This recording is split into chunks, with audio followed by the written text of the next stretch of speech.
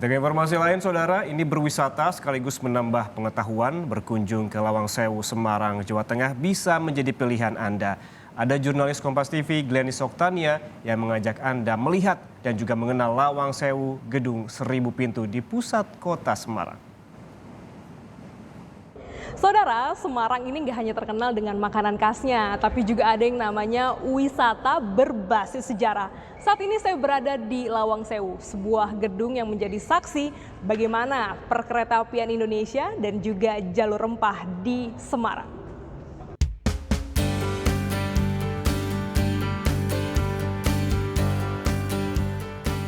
Dahulu kala, Lawang Sewu merupakan gedung perkantoran milik perusahaan kereta api swasta dari Belanda yang melayani transportasi di Jawa Tengah hingga Batavia.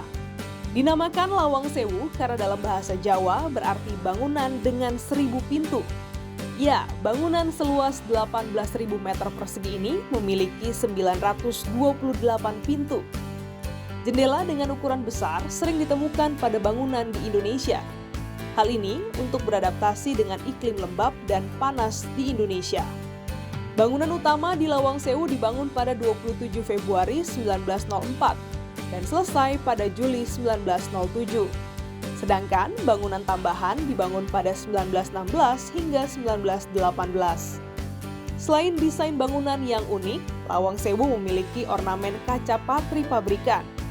Kaca patri ini menceritakan kemakmuran dan keindahan Pulau Jawa, kekuasaan Belanda atas Semarang dan Batavia, serta kejayaan kereta api.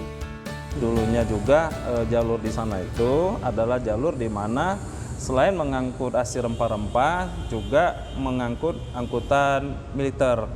Karena salah satu stasiun Ambarawa dekat dengan benteng benteng pertahanan masa itu. Yang ada di sini adalah koleksi bangunan, koleksi kaca patri yang memberikan suatu sejarah tentang keberadaan perkeretaapian yang ada di Pulau Jawa dan kebudayaan-kebudayaannya.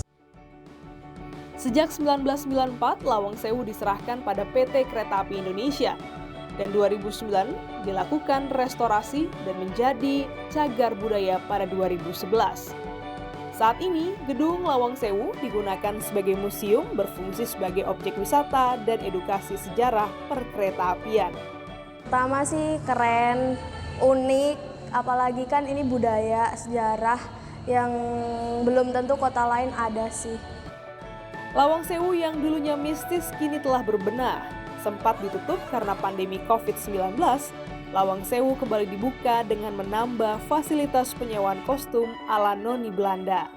Nah, Saudara, yang spesial juga di Lawang Sewu ini menyediakan jasa untuk kita menggunakan kostum ala-ala noni Belanda ya, lengkap dengan dress code dari atas sampai ke bawah. Nah, hari ini saya lagi coba gimana sih rasanya jadi noni Belanda.